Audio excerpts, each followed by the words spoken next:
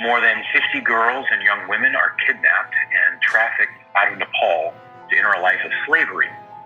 And recent disasters, including earthquakes, floods, civil wars, have decimated the country, increasing opportunities for criminal gangs to exploit women and girls. According to the India Times, in March of 2018, Nepali girls trafficked into India up 500% in the last 5 years.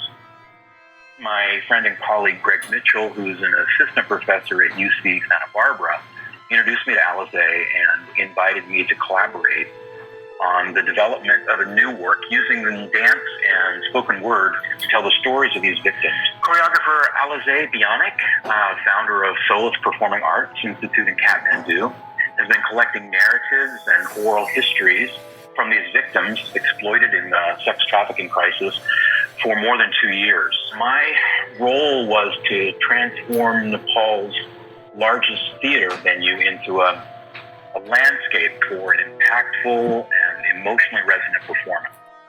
Through my work with a creative team over the next year, focusing on the narratives from those affected, the visual language of the piece would serve as an extension of their storytelling.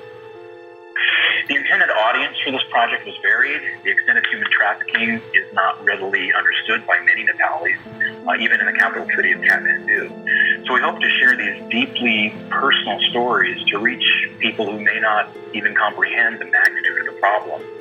We also hope to inspire institutions in Nepal, its government and NGOs, and non-government organizations to direct more resources to fighting human trafficking, as well as to increase services for the victims. So I traveled to Nepal on a fact-finding mission in spring break of last year before I started designing.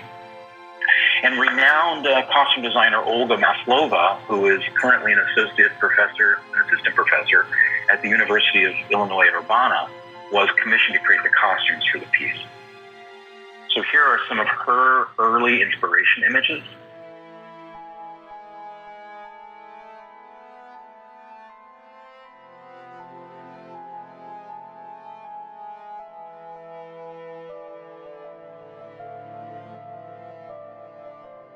We began to collaborate the visual look of the project. Some themes began to emerge.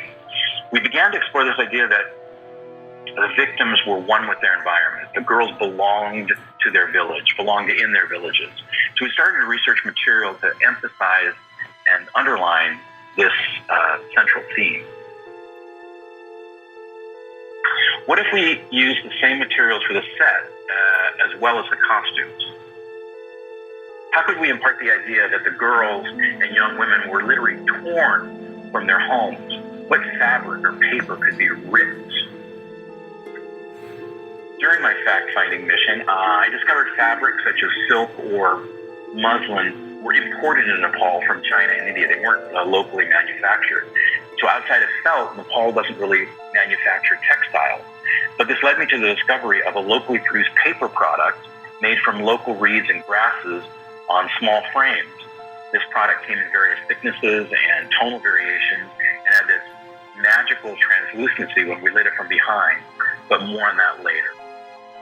But I also began to look at the physical environment, the terrain of the villages in and around Nepal. What would their physical journey have been like when kidnapped? Can I draw parallels to their emotional journey? So based on these conversations and collaborations with my creative team, I created an initial rendering, followed up by a rough ground plan. Various heights were established to acknowledge the landscape of the terrain, but also to emphasize power and dominance. So, building a set in Kathmandu isn't just as simple as going to Home Depot and picking up some plywood. And it was important to the whole team that we use locally sourced or renewable resources and employ local artisans to create the world of the show. And during the period of set construction, the project grew in scale and scope. It was determined that the State Theater would no longer be acceptable as a performance venue for a number of reasons, not the least of which was they had no reliable electricity. That theater was in an area of the city still under major reconstruction from the earthquake. So we had to find a new theater. And and we needed to move fast with the redesign using the elements already under construction into a new theater. And in this case, was the Russian Cultural Center. So here's some process pictures of us gluing the Nepali paper into large panels. Here we are loading in the set into the Russian Cultural Center.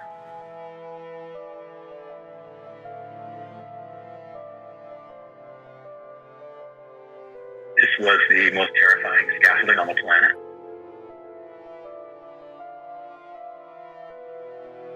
And here we are into some production photos.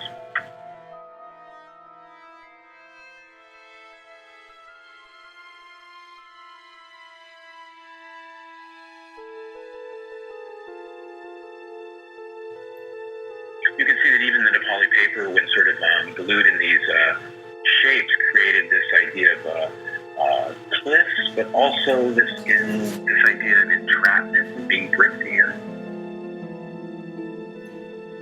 Ultimately, the flight was positively received by invited embassies, the diplomatic corps in Kathmandu, and that included the Russian Cultural Center, the Embassy of India, and the French Embassy, as well as Nepali officials. The United Nations Human Rights Council invited the flight to participate in the Ranga Shankara Theatre Festival in Bangalore, India.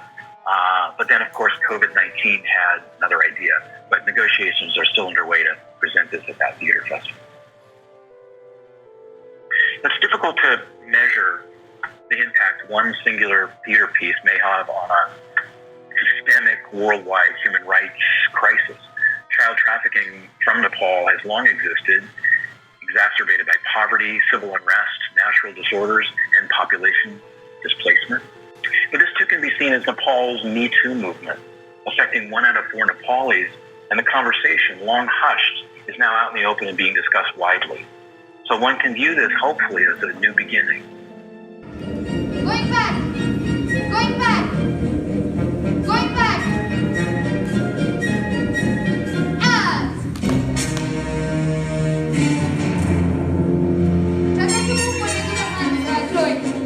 I'll show you one more, Movement 9, Exploitation.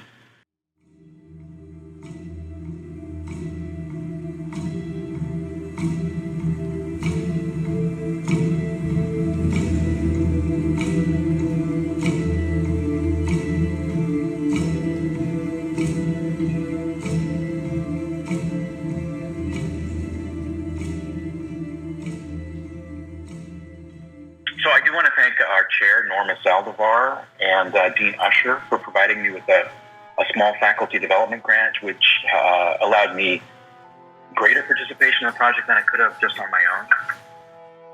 But I also want to express my gratitude to the colleagues in the theater department for picking up some slack as I undertook this endeavor. So I just want to thank you all.